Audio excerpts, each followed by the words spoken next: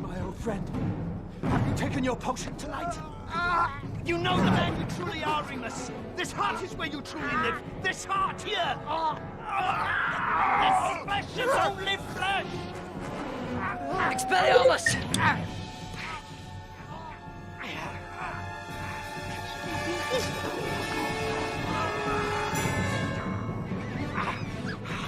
What is going on, bud smokers and movie lovers, and welcome back to another episode of 5 on It. I am Francisco. And I'm Sir Fraser. And on today's episode, the Harry Potter franchise is getting reviewed today.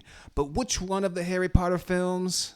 Today we are choosing to do the 2004 Prisoner of Azkaban, arguably the best of the Harry Potter movies. Mm-hmm. But before we dive into the details on that, don't forget to subscribe, like, share, comment down below. What's your favorite Harry Potter movie? Is it Prisoner of Azkaban or is it something else? Let us know down below. But Sir Fraser, tell the people what we're smoking on. Man, we are hitting this tropical punch, man. You got the lighter, by the way? Yeah, it's over here. Perfect. Yeah, man, this is a blunt from Toking Blunts, company that we've rocked with in the past. Yeah, their blunts hit smooth, and they do their job. Activation time, pretty quick. I know. I like how they always put an activation time on here. Like that's all. Like that's actually accurate. Like where they even get that number at anyway?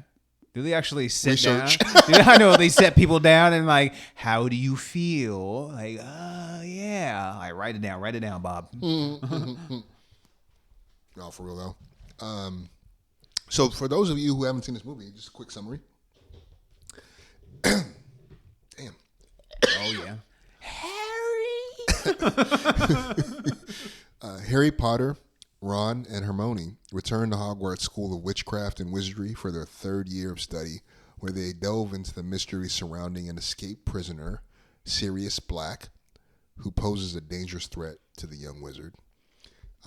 This movie, directed by Alfonso Cuaron. Cuaron. I'm not sure how you pronounce that. But Steve Kloves is who wrote the screenplay. And this movie stars the usual suspects: Daniel Radcliffe, Rupert Grint, Emma Watson, Robbie Coltrane, Michael Gambon, and Gary Oldman as well. Everyone. Yep, the legend. Man, this movie killed it at the box office, bro. 130 mil was the budget, and they brought in over 800. 808.5. Yeah, 0.5. But yeah, damn, just 130. Wow. I wonder, like, yeah, I know, right? Though, because I mean, dude, what I was gonna say, when's the last time you rewatched a Harry Potter movie? Has it been a minute? Before this rewatch, yeah, it's been a little minute. Because I love the actual buildings, the actual design of Hogwarts. Yeah. I mean, it's so beautiful, dude. Mm-hmm. I mean, some of the great angles, right, where we're literally going through like the gears of a clock in order to get a close-up on one of the characters. Yeah. That was a big fan. Even at the very end, right, where they are hurrying to get back after they've gone back in time. Mm-hmm. And the camera work as we're going through the school and catching up with the characters when they meet with Dumbledore. Yeah, like I just think the visuals of this of the Hogwarts, even the paintings. I was right about to say, like, even like the paintings like that, like you would think like it gets a little bit dated by now, but at this point it still holds up like really well, at least for me personally. There are some moments I think we discussed off mic about I forget what the exact name of the creature is. And hippogriff. Yeah. The Buckbeak. When you see like Harry riding that at certain points, yeah, that can look a little iffy and stuff like that. Mm-hmm, but for the most part, like I said, when you're going through like actual of Hogwarts and everything like that, all like the visuals still look fantastic. Well, dude, even the visuals, right, of the ghosts who jump through the glass. Yeah. And the headless horseman is riding after him. Like that looked great still. I thought that even Buckbeak, right? I thought Buckbeak looked best when he was standing by itself, or when Hagrid was beside him, or even when Harry was approaching him, and I think even when he petted him. But when he rode Buckbeat, that's when I was like, Yeah. this is where it feels like it seems a little. This hasn't aged as well. It's just particularly like the flying scenes. Yeah, but like also I feel like the tree, like that little whipping tree. Oh, I don't know. That was Excuse me, dope. I don't know what they specifically call that. But like visually, that still looked amazing, and even like the sound design of it too. Felt like shit was just getting stretched like to the max and everything. And even when they like go inside and they're tracking down like Sirius and Peter, or like they're trying to find Scabbers, but they don't know it's Peter yet. Dude, even like it's still like you could still see like the room is still like moving a little bit, and like the sound you could still hear like the tree like still like stretching and everything and moving around. So like all of the animation visuals, even the sound design still is amazing, which is why like 130 million. I mean, maybe because we've gotten so used to like some of these movies nowadays getting out of hand with the budget, but they used that 130 like really well. And even like with the acting, obviously the actors are going to command more money. This is only the third in the franchise, that their paychecks are going to go up. So I'm interested to see where the budget went as the franchise progressed. Yeah, well, speaking of like just the progression of this franchise, I think one of the reasons that this is really high on my list, and probably it certainly is at the top. I'm not sure if it's number one, because I kind of want to go back and rewatch Goblet of Fire, because I remember really loving that book and the movie. But this definitely marked a shift for me in the way that these movies looked and felt. Like this movie was darker. Like the color palette of this movie is darker, grayer, drabbier. That's pretty clear from even the beginning. And just the tone itself is darker. And that seemed like a real shift compared to just how vibrant I remember, like the Philosopher's Stone, the first one, and Chamber of Secrets. But yeah, that was like that was something that I did definitely notice. But I love the way this movie starts off. Right, we're back with Harry living with the Dursleys, and God, man. Whoa, first quickly. This family is insufferable. Yeah. Warner Brothers as a whole like does a great job of like their title cards and everything. Bro. And always like fucking facts. All of their movies, like not only the Harry Potter movies, but like their title cards are always fucking like, is stylized to whatever movie they're showing you. And this one is no differently. Like it just like the score sets in, and then you can see like his little wand, the light flickering and everything, and the Warner Brothers like starts coming close to the camera. Up, yeah, dude. I'm like, shit. Yeah, I'm like, we're here, baby. We're in fucking Hogwarts, man. But then obviously we're not quite at Hogwarts. We're just we're at Harry's. The adopted families. We're back in that world, right? And this, I mean, man, this movie does such a great job of world building. Like, I love. First of all, dude, I just want to, yeah, for sure. I just want to reiterate what you were saying. I love the title card. I love just the opening. As soon as you hear the score, we're seeing the WB logo, and this score, man, is just like, it's just iconic. I mean, when I hear that movie, I just immediately get nostalgic too. But it's one of those scores, man. Yeah. I mean, the score throughout this movie, I really love. I mean, it's just great. But one of the things I did want to say is I love the way this movie starts with his uncle's sister coming to the house and just antagonizing him. Oh my because God. They've all been led to believe that his parents were just good for nothing alcoholics. When there's something wrong with the bitch, yeah, there's he something loses wrong it. with the pup. And when he cast that spell on her, that whole scene was just fucking perfect, right? Like her ass blows up. And his uncle is like trying to hold her down. Her dog is fucking chewing on his fucking pants. She's like, "Don't you dare let me go." Dude, also, like we just mentioned, and he's just crying on his knees, dude. He's like, "Bring her back." Dude, he still doesn't even bring her back because, like, no, she's still floating when he leaves. When you show him, like, was at the bus stop, or he's just kind of like on the side. Actually, he doesn't go to a bus stop. I think the bus just kind of pulls up on him. Yeah. But you see her just kind of floating off into the sky, Hollering. which Do they even touch on that? I wonder if they even mention that in any other movies. Like, does he bring her back? Or what happens to her? Did I miss something? So after, they do clarify that. So to your point, though, another really cool scene, right, is when the bus pulls up just as this wolf is seemingly stalking Harry. This black wolf. It was like a black dog. Yeah, they clarifies that it's a dog. It's a dog, yeah. This menacing dog is approaching him, and then this magical bus. Just think of Miss Frizzle. This magical bus that really kind of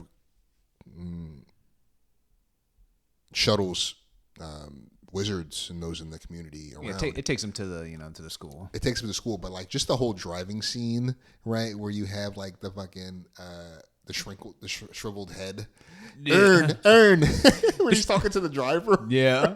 The shriveled heads, I'll say, they look okay. They don't look bad where it's like, ugh, that looks really dated. But they look a little odd. I won't say they look bad, but they don't look great either. But those scenes were fun. The voices, though, are still spot on, though. I'll give you that. But yeah, dude, like visually, like seeing how she's just like expanding and everything. Dude, I said like they used the budget just like really well.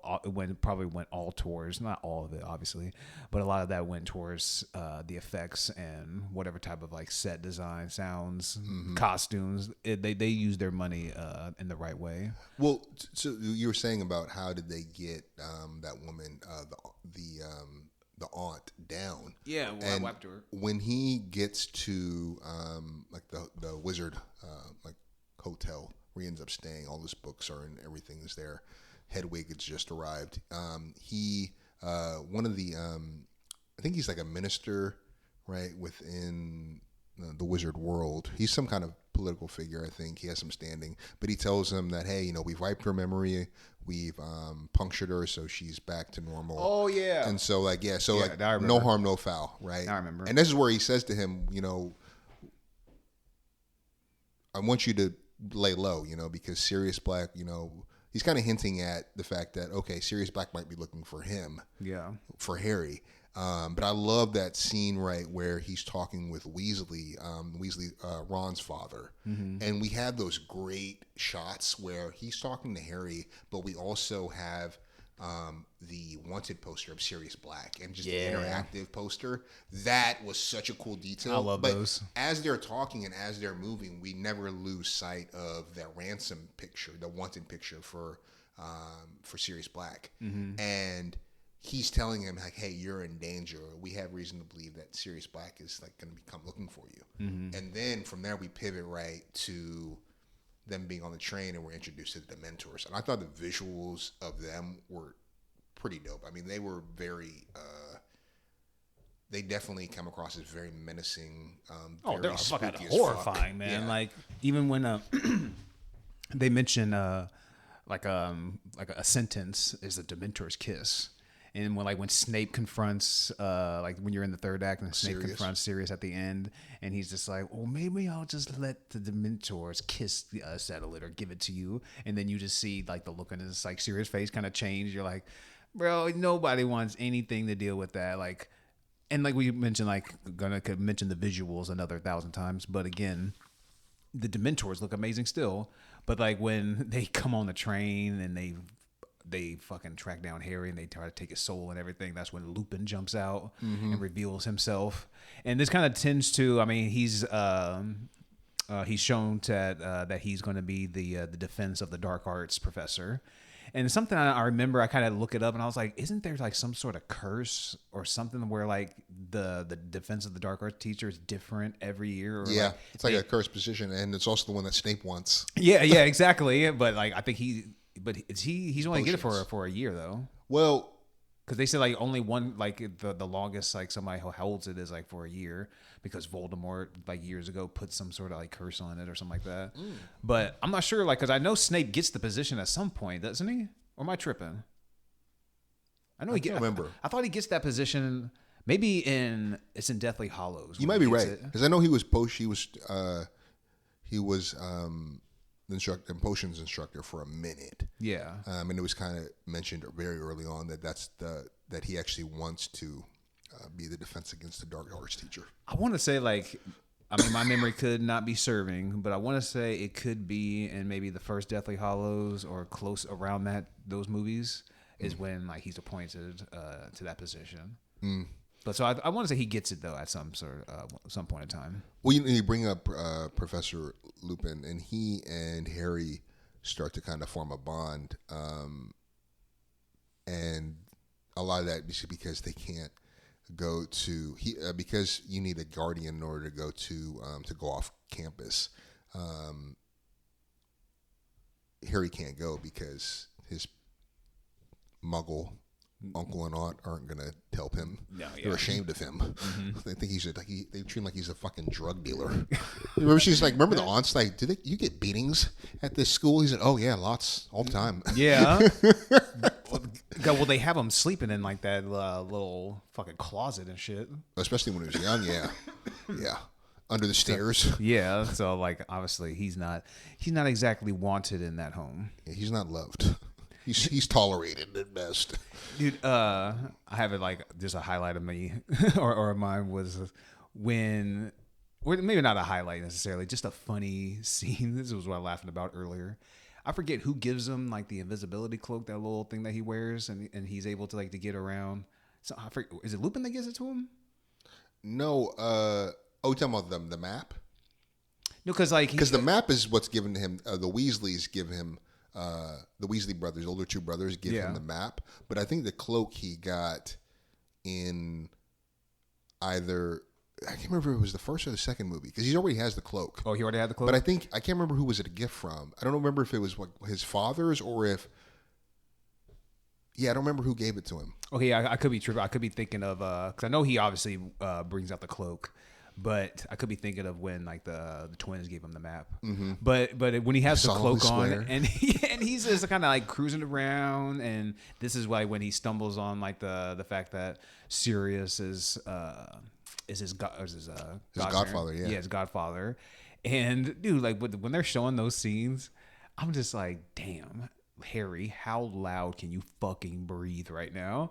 Even when Fudge gets like kind of close to him, and it feels like he kind of feels him, or he sees him, or he just like knows something's off. He just kind of goes back to like talking to McGonagall. But I'm just like, bro, you just hear Harry. I'm like, bro, are we watching Halloween right now? I'm like, Jesus, with the breathing, man. Like, calm it down before you get found out, bro. No, for sure. To your point, though, I love the Marauders map, though. That was such a fun scene. He's like, I solemnly swear I'm up to no good. And then Mischief managed to close the map. Yeah. It's just like a fun addition to just like that world. But you mentioned Lupin. One of the things I did really like was that scene where he's teaching them how to essentially kind of conquer. He's teaching them a new spell. And he uses that monster that can essentially take shape of whatever you fear, and so that was a cool moment, right? Because we're kind of seeing the tone of that scene shifts, right? Because initially, I think we start with Neville, and he's afraid of Snape. Yeah. So right, he imagines him with the dress on, and then Weasley, the huge ass spider comes out, and he pictures roller skates. But when we get to Harry, that's where it kind of escalates a lot in this tension because of the fact that he's already been attacked by one of the Dementors. And as it's taking that shape, Lupin jumps in. Loomis, we're talking about Hulk. Yeah. Lupin jumps in front of it, and we see it turn into the full moon. And like that's like a great indicator of like, okay, this motherfucker, what's his deal? Is he this werewolf? What's going on here? Yeah. And I thought that was like that was a highlight scene for me early on. But then also Lupin hints at it, but I was also thinking automatically when they're like, what's your biggest fear? Voldemort. And so that's why Lupin had to jump in too, because he was like fearful that Voldemort or like the Dementor was going to take shape of like a Voldemort. Yo. And I was kind of waiting for it, but I was like, I already knew that like it wasn't going to happen. But it's just like, I as a Harry Potter fan, when Voldemort comes back for real, and that transformation scene from that little ugly ass little baby thing fetus, that whatever Pettigrew that was carrying around, and then you see him coming out of the pod and all that, bro.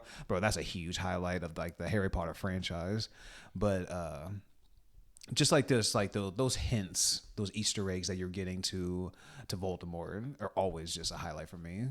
Yeah, I mean, and going back to Sirius Black, he has the story on him is that he's a loyal supporter of Voldemort, and he betrayed Harry's parents and got them killed. And he killed Peter. And he killed Peter Pettigrew, except for his fucking pinky, evidently. And so yeah, I thought that was a pretty cool scene. Just when Lupin is instructing them.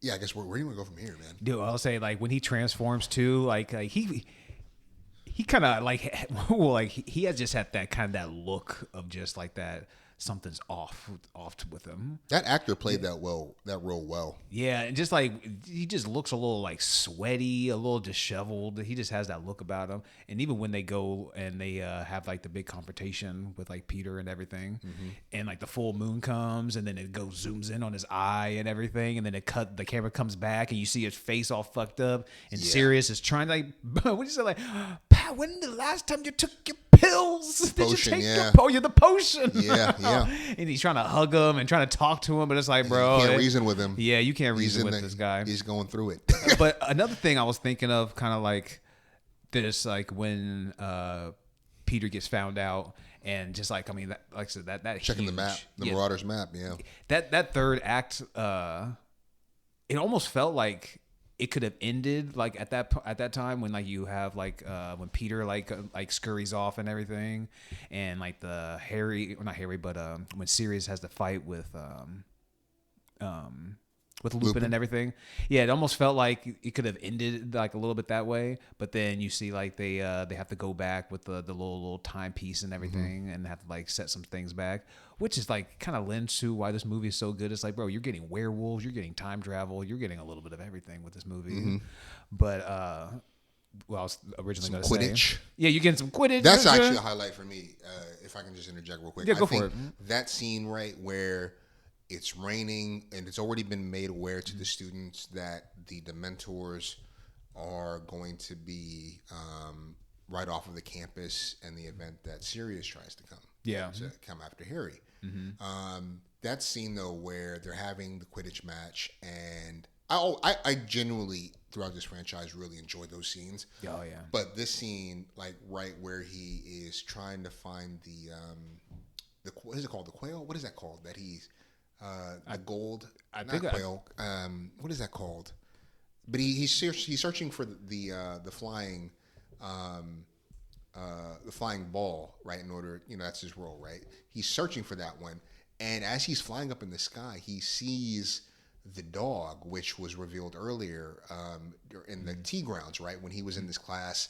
And the woman, the instructor who can kind of see the future, was teaching him how to read like the leaves, or the coffee grounds, whatever it was. We see that in the sky, in the clouds, as he's searching for the flying ball. Yeah. And then the Dementors start kind of closing in on him, and that whole scene was just dope. As he's falling, and they're all like absorbing his life. Yeah, that shit was, like I said, that little visual in the clouds, like when it starts forming, like that was such a cool little visual.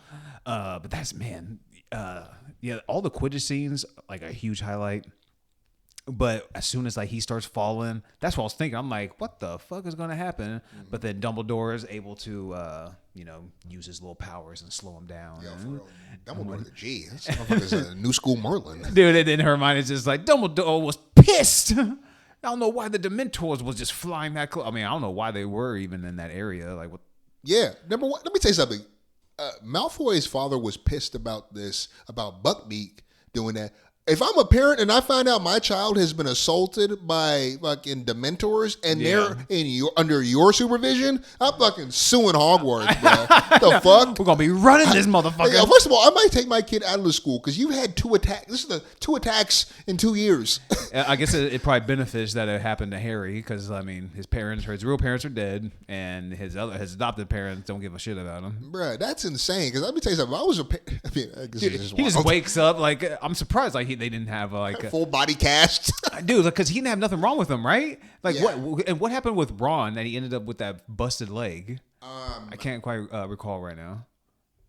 Damn, how did he injure his leg? Because I was just thinking, like, how the fuck did he end up with a busted leg and Harry? I mean, you remember because Sirius drags him. That's why. He drags him into the house. So he didn't break. I think he was just more like a bad wound. But still, like, Sirius drags him with the leg into the hole, whatever, and he's got a damn leg cast on, and Harry fell from the fucking sky. Although with an assist from Dumbledore. Yeah, Dumbledore came in clutch. But still, I mean, come on. He was a little far away. I'm just saying. But I was saying about Peter Pettigrew because they talked about like, when did you get that rat? About 12 years ago and all that type of stuff. So it's like, so he's been a rat this whole time. Mm-hmm. But when he transforms, I'm like, he kind of has the resemblance of a rat. So I was just kind of randomly thinking like, did he or like would they start almost taking the form of that animal if like they stay for too long? I don't know. I wonder if there's like any sort of like thing behind that, like if you can just change into your animal and just like stay that way, but if it's like you're running a risk of like maybe you can't turn back. Yeah. But he was that thing for 12 fucking years. But like when that transformation scene was pretty awesome though too. Oh yeah, when that whole running. Like third act, like from like the time when they're like when they get confronted by the dog and like he's like dragging him with the leg and then Lupin shows up and dude, all of that. Well, the whole scene too, awesome. right? Where they're trying, like the tree is like attacking them. That scene was dope. And then as we get further on, right, we get more pieces of the story and we learn that somebody who was dead. So Lupin knows Harry's parents. He knew them well. They all went to college together. They were close friends. And when he learns from Harry that the Marauders map shows Peter Pettigrew, who's dead, is still wandering around, that's when Lupin comes on. I think that's when it all starts to kind of click for Lupin. Mm-hmm. And when him and Sirius have them cornered and we're not really sure who they want, who they're trying to kill. Yeah. And like that's when the big reveal happens. Well, if you didn't read the books and everything like that, like I still haven't read any of the books, but I've seen all the movies and everything like that. But if you're just following along, like you have no idea. So like when Lupin and Sirius hug, you're like, what the fuck is going on here? Yeah. And then everything starts turning and then Snape shows up. And so like, it's like getting out of hand. And then Harry does his little fucking shit, knocks his ass back. Like as a viewer, you're just like kind of gripping your seat. You're like, what the fuck is going on? I have no idea. I thought this guy was trying to kill Harry. Now Lupin is showing up. I thought Lupin was cool. What the fuck is going on? Honestly, that's but this is why I think is held in such a high regard because there's a great mystery to it. Mm-hmm. And there's this kind of like, obviously, like when you got like this crazy looking dude from like those posters, like the visual of Sirius Black, you're like, okay, this looks pretty awesome. And he's obviously, it's kind of simple in a way of just this guy broke out of prison. He's after Harry. We got to protect him. And that's it. But then when you start uncovering about like his parents and like what happened back with them and everything, I feel like that's just when everything gets amplified. And then obviously you're in Hogwarts already, so it's already going to be awesome. But then you throw in some werewolves, you throw in a little bit of some time travel. Then you got Draco with Potter. Bro, this movie is held in high regard for a reason. Yeah, and I think just seeing the evolution of these characters, from the first two movies. I mean, dude, this movie really does hit, and I love the scene at the very. I mean, the whole time travel component to this movie too was really dope too, because after Harry saves Sirius Black, first of all, we got to say one of the biggest on-screen haters ever, Severus Snape, course, shows up at the wrong time, doesn't want to hear shit, and then, Harry had to knock him off his feet. Dude, what did he say? Sirius had a little funny line. It's like, oh, of course, because they all go back when they were kids. Now, of course, use all those brains, like not verbatim, but I'll use all those brains, and you come to the wrong conclusion. And you see his face just kind of like looking like motherfucker. He just has the look of just like, you used to like get like bully me, not necessarily bully me, or just used to always like get the upper hand, or always made me feel like lesser than, and now it's my turn.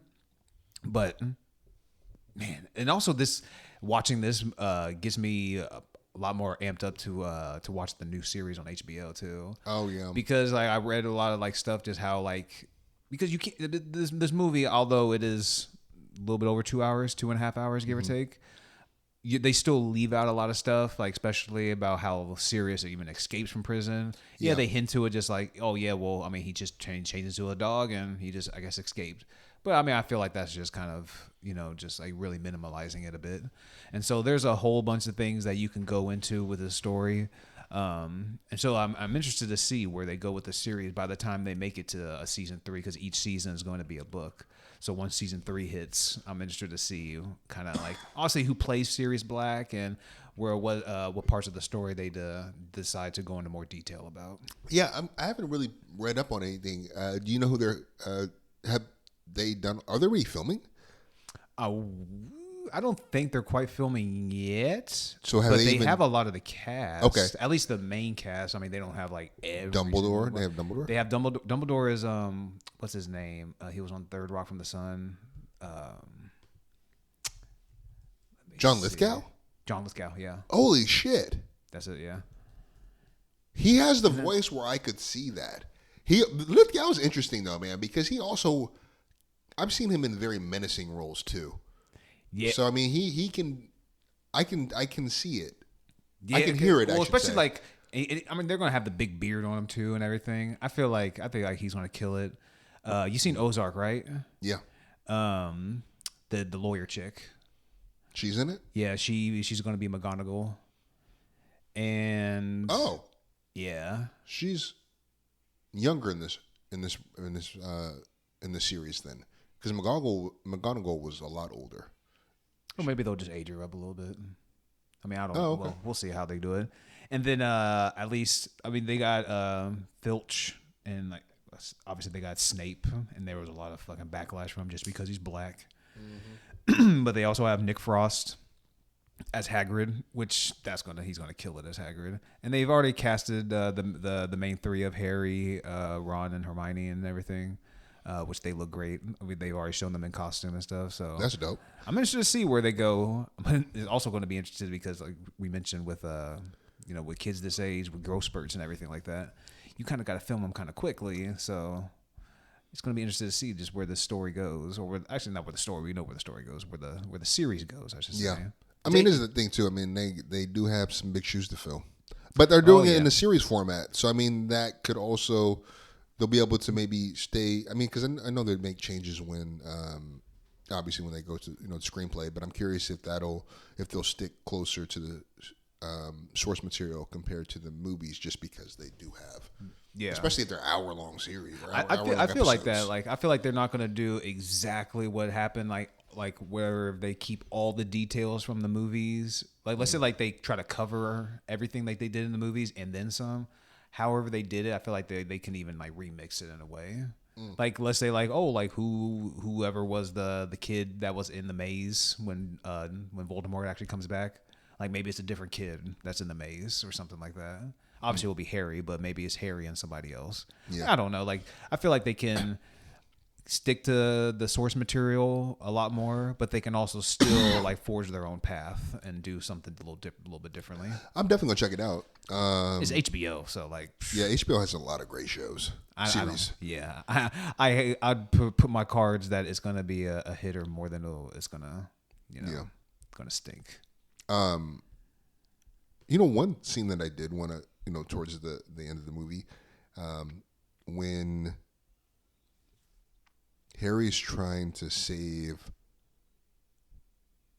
Sirius Black, and they're by like the frozen pond or that little pond area, and then the Dementors collapse on them. That the visuals of that were really dope. And when we see essentially that the Dementors kiss, when that last breath of life is leaving Sirius, and they're dying. Yeah, you saw that little, like, almost little tiny orb looking little thing. Dude, like, that's like his soul or something. Yeah, like, right? Whoa, like, go back in. Yeah, for real, we'll rope it back in. And then, we look and we see this deer with these huge antlers. And we see... the stag. The stag. And we see the... was it the Patronus charm that's working? It's just huge. Yeah. And it completely repels all the Dementors and sends them flying. And then Harry, collapses. And that's when, right, we're taken to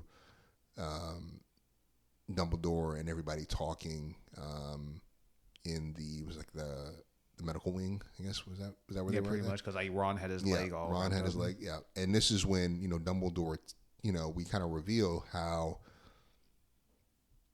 God, I'm blanking on names right now. Hermione has been simultaneously seemingly like appearing out of nowhere and doing all these extra classes because she has this necklace charm that can rewind time. Which made me think, like, every time he brought that up, I was like, was she actually not there? Like, I have to rewind this shit. Because that was one of those things, yeah, because like Ron would constantly say, where the hell did she come from? Yeah. Like, Jesus, like, was she here the whole time? Like, yeah, she's exactly. like fucking with all of them.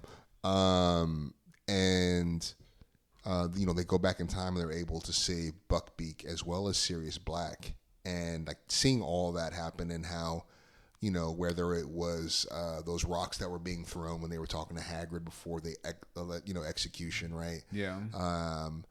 Or, Hermione thinking that she saw herself behind her, behind them when, they're outside of Hagrid's. Like all those kind of things. What I look like from the back. Yeah, right. Those were really fun scenes. And even, when they attract the werewolf, that's them that was causing that howl. We learned that it's them. And they don't even realize that though either. No. Because even like when you get to the final one, like when it's Harry and he thinks that it was his dad, and he's just like, he's gonna show himself. Yeah, he's like, he's gonna show up here any minute now. And then Hermione's just like, no one's coming. Yeah, nobody's coming. You're gonna die, Harry. And then that's when he just jumps up and he does the spell and he starts realizing that it was himself. Yeah. That was and then of course him going and freeing Sirius, who was trapped in the tower. Like I just love like the visuals of that scene were dope. I think when the effects are, I think that looked better because it happens at night compared to when Harry first flew Buckbeak. And I thought like that fight scene when they're flying over Hogwarts was just really dope. Yeah, visually. well, for obvious reasons why it's going to look a lot better at nighttime. Yep. But another character that I felt like was played a small role, but I felt like was pretty funny was Fortuna Major, the fat lady. Oh yeah. In the painting. Oh my god. When she's trying to break the glass, and then she just ends up just cracking it herself.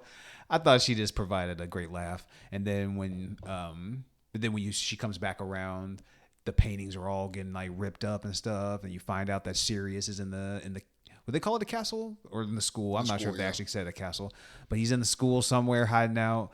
But you don't realize just how he's able to kind of like escape or evade because he's, what do they call it, an animagus? Yeah. Harry's parents were also. His father was. Yeah, he could change it. I think they said both, but I know his dad for sure. Yeah, I knew his dad could change it to a stag. And I think his dad. Yeah, that's why the stag. Mm-hmm. Yeah, but I guess like they didn't really clarify like why did he appear as a stag. That was confusing to me. I feel like because he wasn't. I think they go more into that into the book. The book, yeah. Because they go into. I feel like they talk about Sirius and Lily and James and all of them. Like they go into like the little more their backstory. Yeah. More into the book, which it kind of makes me. I kind of want to at least maybe do an audiobook maybe on some of these. Dude, I think the earlier books, I remember enjoying them, man. I remember because I think I was in middle school when these books started coming out, and I was a little late behind them. I didn't really gravitate towards fantasy, but I started reading those. I think I was like grounded too. I was like, all right, well, fuck, let me read this book, and I was killing the Philosopher's Stone. I was like breezing through that. Well, I hear that like they're pretty easy like reads for the most part. Although like they are kind of long, they're like pretty like I mean like the story Especially is Goblet of Fire. Goblet of Fire is a huge book. Isn't Goblet of Fire the one after this? Yeah. Am I tripping? Yeah, it's Goblet of Fire, then the Order of Phoenix. Man, because I really like Sirius Black. I think that's a dope name too. I love that name, Sirius. Yeah. But I want to see kind of like what happens with him because I can't remember anything that happens in between Prisoner of Azkaban and then when he dies. I'm pretty sure that's an Order of Phoenix. Mm-hmm. So I wonder if he like gets mentioned at all in Goblet of Fire or if he pops up at all. But I'm interested to see. I kind of want to at least watch 4 and 5 right now, just to figure out where his character goes and where the story goes. Yeah, because I just don't like remember all the details and whatnot. Yeah, no, especially it's been years since I read those books. I haven't read them since they came out. But I remember even like it's one of those phenomenons where kids and adults were reading these books. Yeah, I remember people were like dressing up to go see the movies. Yeah. Oh yeah, I mean it's kind of like it was like Marvel before Marvel kind of vibes. Well, I mean, like, or Star Trek, I guess. Even that, right? You see, I hopped on the train around like 2009, 2010 when Deathly Hallows was starting to gear up. So then I started watching all the other movies, and I remember just like it was Avengers-esque for like the build and everything because it was going to be a 2-parter and all that type of stuff. I mean, and Voldemort he's up there, the one that shall be not be named. He's up there with I would say with a Thanos and a Darth Vader, even a Hans Gruber, which Alan Rickman playing Hans Gruber and Professor Snape. But he's up there as like one of like the best villains on screen. Yeah. But where would you put is Azkaban your favorite Harry Potter movie? Where would you rank it in the series? I would say it's probably between this and Goblet of Fire. I remember Goblet of Fire was pretty dope because that's when all the schools, the wizard schools, are kind of were competing in these games for a trophy. I think it was for the Goblet of Fire. Yeah, and so that was really cool to just see like them kind of broadening the world, at least within the school context, because you had like the all boys school and then you had the all girls school and then Hogwarts. So that was really cool to just see. Like these kind of inter-school rivalries, school rivalries. That was pretty fun. But tone-wise, I don't know, man. This is such a great movie for me. I would probably say it's between those two and maybe Order of the Phoenix. I really like the first two, though, too. But the first two, I think, are not as dark, and I definitely gravitate more towards like the darker kind of like. Yeah. Not only color palette, but also just like the vibes of the movie. Honestly, if I had to pick like a 3, like a trilogy out of the Harry Potter, it would probably be 3, 4, 5. Yeah. I mean, obviously, Deathly Hallows is great. You get to see Voldemort and all his glory and all the Death Eaters and all that type of stuff. Just see Lucius Malfoy and that fucking hair just swinging in the wind. But 3, 4, 5, man. And we kind of talked about this off mic a little bit where like Azkaban is kind of where like the tone feels like it gets shifted in a way. Like Sorcerer's Stone and Chamber of Secrets, obviously you can get the hints to the Voldemort and stuff like that, but you really see like I feel the tone change in number 3, and then also in Harry's like in his emotions as well. He's willing to kill at this point because he wants to kill Sirius at the beginning of the film until he wants revenge. Yeah, exactly. Until he realizes like who he is and what he wants, he's willing to kill. So I feel like from 3 on, the things start changing a little bit. But 3, 4, 5, man, those are. I'm probably gonna end up watching 4 as soon as I get home. I'm inclined to agree with you. I think 3, 4, 5. That's a pretty. Those some. Back to back bangers, and you get like I say, you get some great Easter eggs to Voldy. You get Voldy in number 4, and I'm not sure. And then Dobby, wasn't that little doll? Not doll, but dwarf. Isn't it Dobby? Dobby. Yeah. Oh man, his death scene was sad. Yeah, he's basically one of the Malfoy's servants. Yeah, fucking treated like a slave, bro. He was fucking abused and just. That whole Malfoy family, you love to hate them. They were like, y'all are some villains. God, I did not recognize him when I was watching the newer season of White Lotus. Did you watch that? Yeah, the new season of White Lotus has the actor with Lucius Malfoy. Oh, he's one of the main dudes in it, and I didn't recognize him because he didn't have the hair. And I was like, oh, yeah. I was like, I recognize your face from somewhere. And then I had to just put that wig on. Yeah. And I was like, that's that there your ass. I remember he was also in The Patriot with Mel Gibson. He plays good villains. Oh, yeah. He's got that face. He does in the eyes, too. Like, yo, yeah, you're evil. Yeah. You got that evil look to you. Yeah. But I was just saying, man, do you have any negatives? Honestly, nothing that quite stands out. I will say maybe, actually no, because like it starts off pretty well for me. Yeah, I mean, I can't really even like. It's not a perfect movie by any stretch. I mean, like Harry Potter movies aren't exactly my go-to. Like, I don't exactly like grab them off the shelf or anything like that. But as a whole, I mean, this movie stands up pretty well. Like I said, there's so many like great things about it. Like it has like a great mystery to it. You got this good antagonist that's a serious black, and you just don't know like exactly who. I mean, you think he's the antagonist at first, and then you start uncovering the story a bit, and then you start getting like I said, you get some werewolves, you get time travel. Man, this movie's like pretty awesome, and even the transformation scene. It's not like American Werewolf in London. It's not that to that extreme, but I would say the transformation scene is still pretty well done in this movie as a whole. Especially like the way that we zoom in close up on we see the moon zoom in close up on Lupin's eyes. Yeah, I love that. And then the slow part. Fade with his dilated pupils. And then when the camera cuts back out and you see how his whole face has changed, and he's just like, oh, like bro, that shit looked awesome. But like, nah, I mean, you can get into some sort of like some of those time travel plot hole type of deal, where it's like I don't even want to dive into that sort of wormhole. It's just gonna make my brain hurt. But honestly, there's just nothing that like stands out where I was just like bad that I had to write down or anything. But it's just those things where it's like Harry Potter is just not really my go-to. Although I enjoy all the films to a certain extent. And Prisoner of Azkaban is one of my favorites. So, like, nothing stands out as far as cons. I mean, what about you?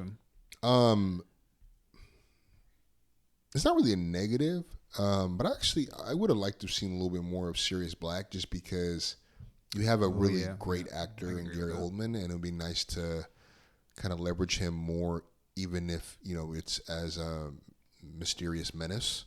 Like, I think using that, I think they could have leveraged that a little bit more.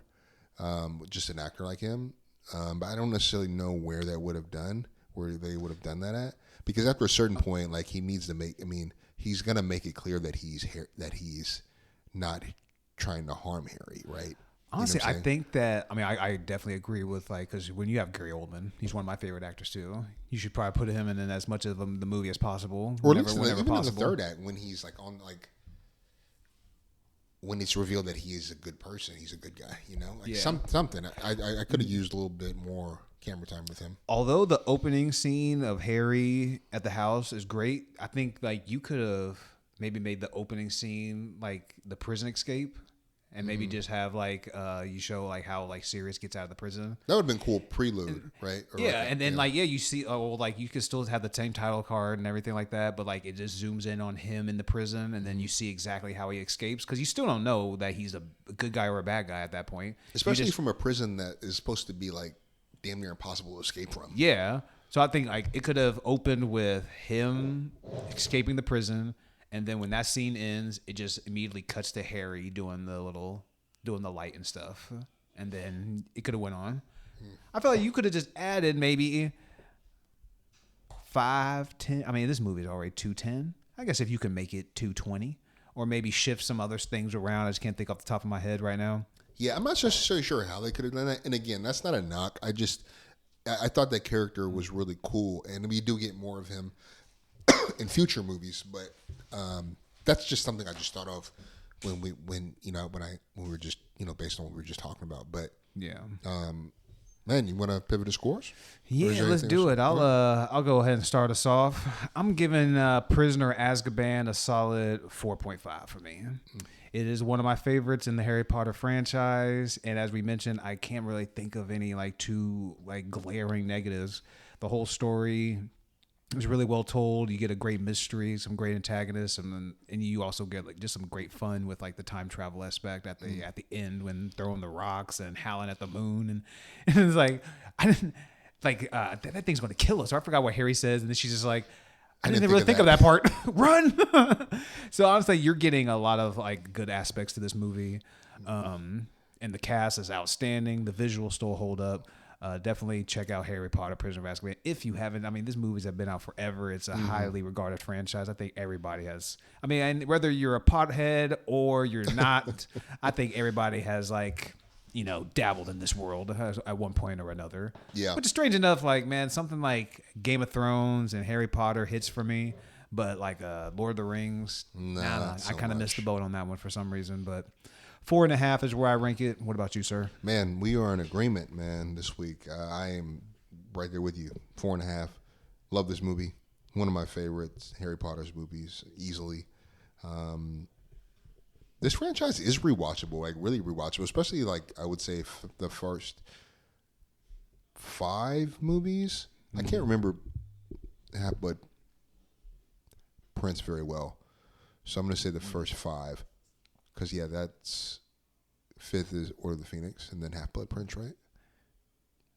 Yeah, Half-Blood Prince is Goblet of the one right Fire, before. Yeah, Order of Phoenix. Prisoner of Azkaban, Goblet of Fire, Order of Phoenix, And then Half-Blood Prince. Yeah. So up till, I would say up till 5, that's where I'm that's usually, I can definitely rewatch those pretty easily. Oh, yeah. So, Because like Half-Blood Prince, like I mentioned, I think they really do a focus on, I mean, although I do like Draco, he becomes a real forefront in that movie. And like, who is the Half-Blood Prince? I want to say like people like insinuate that he is the Half-Blood Prince, maybe. I can't remember exactly where that story goes, but I just remember thinking that this would, if I was putting a Harry Potter ranking, this one might be on the lower end, unfortunately. Which they're all great. I'm not saying they're all great, but they're all enjoyable to a certain extent. Yeah. But Half-Blood Prince would be on the lower end. Yeah. Man, and like honestly, I watched the series from 2 on, and then I had to go back and watch 1. But I haven't really seen 1 in so long. I don't remember really anything from it besides the actor of Dumbledore is the original, and old boy with the fucking head at the end. Yeah. And that part might look dated as shit right now, but who knows? Yeah, you might be right on that one. Mm-hmm. But I'm definitely probably gonna watch 4 though when I get home. Nice. I need to watch 4 and Alien Earth. One thing I love about these movies too, this was true in this one. Remember when they have the students sleeping in like the dining hall, and you see the ceiling and like just like the stars and like the shooting stars in the ceiling. Yeah, just really great detail. And I just love the visuals of this school. Yeah, a funny thing too is like they talk about there's no brothers or sisters usually in Hogwarts or in these movies. Yeah, there aren't a lot. That's but true. they got one brother in there. He gets a couple of lines. I was like, shit. I mean, he kind of has like some good lines too. I think he's like has like some shit that's like pushing the narrative forward a little bit. Yeah. So I was like, oh, look at the young brother over there. I think I saw a sister in there too. I saw an Indian lady. Indian girl, I mean, not lady, Indian girl. Yeah, like they're not many. They're not as all right, but you know, we got a couple, and we got some lines. Yeah, and we don't die at the end. So this is true. That's cool with me. This is true. But yo, before we in this episode, man, anything on your radar? What are you high on these days? Well, like I haven't really checked out any movies besides the ones we're reviewing lately. I've been a little MIA. I've been just watching like some TV shows. Caught up on like Peacemaker. I still got to catch up on Alien Earth. Nice. But one movie I want to go check out is that new movie called Caught Stealing with Austin Butler and that does look good. Dude, it looks like a kind of almost like a like a Guy Ritchie almost type of movie, like almost like a Lock, Stock, and Barrels type of shit. You see Matt Smith in it. He's got this crazy little get up and everything. Liev Schreiber's in it. The cast looks like pretty cool. Looks like a fun movie, almost like not Baby Driver is like the same type of movie, but it just looks like a well-casted, fun movie. Yeah, the pace seems like a fun, fast-paced movie. Yeah, and it's not gonna win like the award. Not like all movies have to like do anything like that. But I think they're driving to just entertain people with a great cast and a great story, and that's definitely a movie that I'm definitely gonna try to catch. Like if I can catch it in the theaters, then I definitely will. But if not, we'll catch it on streaming when it when it comes out on streaming. Yeah. What about you? Are you high on anything? Oh man, I'm high My on voice is Alien going Earth out right now. with the blunt. That blunt got him. I'm really high right now on Alien Earth. I really love what I'm seeing. I think we're 4 episodes in right now. Very excited to see where this series goes. I love the world building that they've done. So yeah, man. That is what I'm high on. I wonder how many episodes Alien Earth is going to get. I didn't check. I'm hoping 10, but I'm thinking it might be like 8. I don't know. I think it might be 10. Yeah. I think it might be 10. But right now, yeah, they're off to a great start. Mm-hmm. And especially for like just a series just like on network television. I don't know, like they can always like go off the rails. So like seeing how it's just like had like a steady course right now, and especially with Alien, to like how it's like it hasn't had like the best track record with their movies. So just seeing all the positive feedback from it is just it's a great thing to see. Yeah, no, for sure. Well, that wraps up this week's episode, man. We'll catch y'all next time. Peace.